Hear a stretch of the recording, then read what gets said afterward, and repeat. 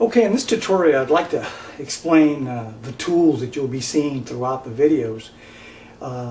They're not all necessary to purchase, but they make your job very easy when you have them, especially if you're going to make a career out of shirt making. I'll explain them, I'll name them, and then I'll show you an alternative if you don't want to spend the dollar on it. First of all, I always have several weights. I'm just showing you two here. There's various sizes. Some people go to the auctions and buy those old antique irons. Nothing wrong with that. I have a can of Bush's Beans, which has got a little bit of weight on it. Whatever weight you have available to hold down the paper. In certain instances, you'll need a little weight when you're drawing your lines and cutting the paper. I also recommend you buy a little pattern calculator for miscellaneous calculations. I purchased this one at Walmart for $1. It works perfect. Again, we have a pair of scissors. This particular happens to be an 8-inch Italian made. And by the way, any of these tools you'll see here, I have a suppliers list in a folder, and you can go ahead and look at the suppliers list. Most of them have websites, so you can actually see the product. One of the things that I've always had is a square. This is an old antique wooden square. Most of the ones you'll find today are made from metal. This happens to be a 24-inch. Then there's a 12-inch square. You may own some or all of them. Number 2 pencils. I always have plenty of pencils when I'm drafting. I seem to lose them no matter where they're at. A curved rule. This one here I use for curving the line on my back pattern. I also have a clear, see-through metric ruler. I bought this one at Office Depot. You can get it at Office Max. See-through ruler, one of my favorite tools. You'll see me use it a lot instead of using a square. I'm going to demonstrate all these tools.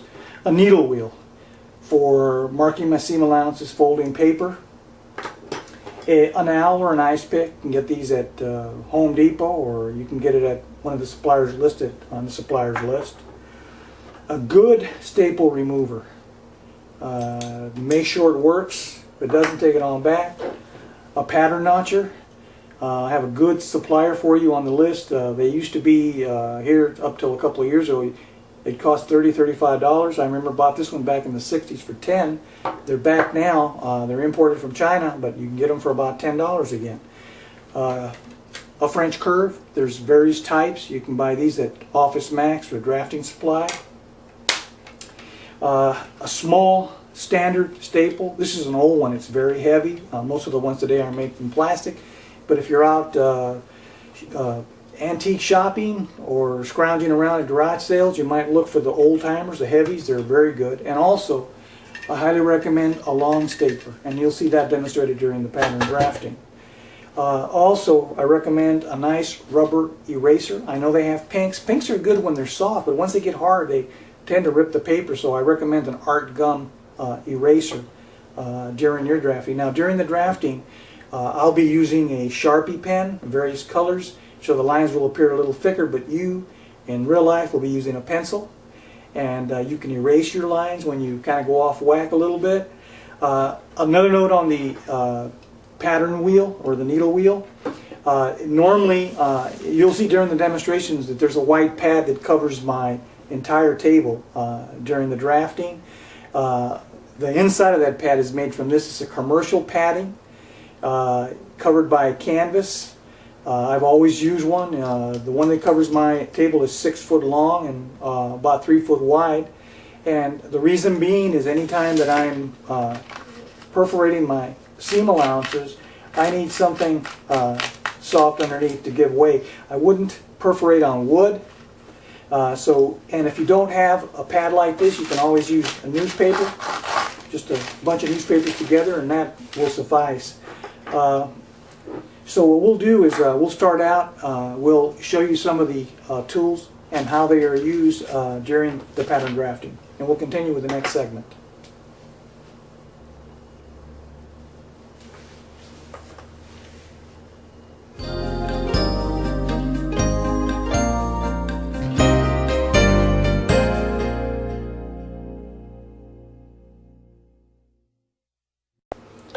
Okay, we'll start out by showing you the tools that you saw previously in the graphic.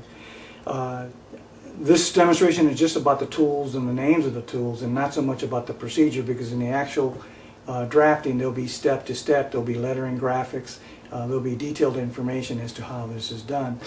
But basically you have different size drafting tools, or squares as they are called. And in this particular paper here, I've already cleaned edge one side, which you'll see in the actual drafting tutorials. But just to show you how these squares work, this is the large square. There'll be instruction for, say, creating neck measurements, and to square down, and then to square from the actual clean edge. And this is just a demonstration of how to square. You'll measure off with the metric ruler. There are 5 measurements on the shirt pattern calculator, which is included in the course. These numbers you will use from a certain point that I will instruct you, and you'll measure off. And again, the see-through ruler is one of the best tools for me. I use it for squaring instead of the actual square. For example, here I would measure off my shoulder slope and connect it. Let me make another measurement here just to give you a visual of what I'm doing. But see-through ruler I use quite a bit. So with the see-through ruler, you'll measure over from a certain point, and every measurement will be calculated for you off the shirt pattern calculator. And you'll learn to blend curves in. The see-through ruler is a good one for building in your seam allowances. I'll be talking about seam allowances all through the draft, and you'll learn all about this. Like yay. I'm going to make another long line here, which will be my chest measurement. It doesn't mean anything to you at this point. But the see-through ruler, again, you'll be making lines as instructed. This will all make sense when you actually see the video on drafting completely. And of course, building in your armhole, you'll learn how to do all that. Again, seam allowances on the side seams. So the see-through and metric ruler you'll be using.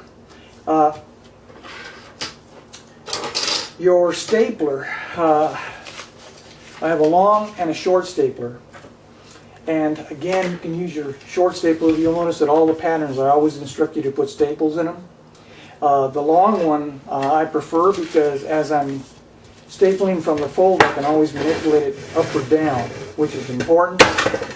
And of course, I talked about a staple remover. Make sure you get a good one. Hold down on it and remove it. Make sure you get a good one.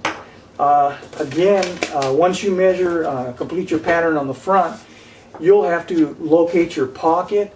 And when you do, you'll use your awl to poke a hole so that when you're tracing over around it or marking the fabric, you'll be able to poke in there with a water-soluble or pencil and mark your pocket location. And this is important. Again, the rubber eraser, you'll be using pencil. Again, on this brown craft paper, 30 weight, it doesn't affect the paper whatsoever. The curve, again, if you can use it. I've learned to do everything freehand, but there's nothing against it. Just learn to use it, learn to manipulate it. Once you know what a neckline looks like, there'll be graphics on that, you'll be able to manipulate the curves properly. As far as the needle wheel, again, just a quick demo on that. Usually my whole table is covered with this stuff here, but again, you will learn to perforate the seam allowances. There'll be many times where you're actually asked to perforate the seam allowances on the neckline, and it's just easier to fold.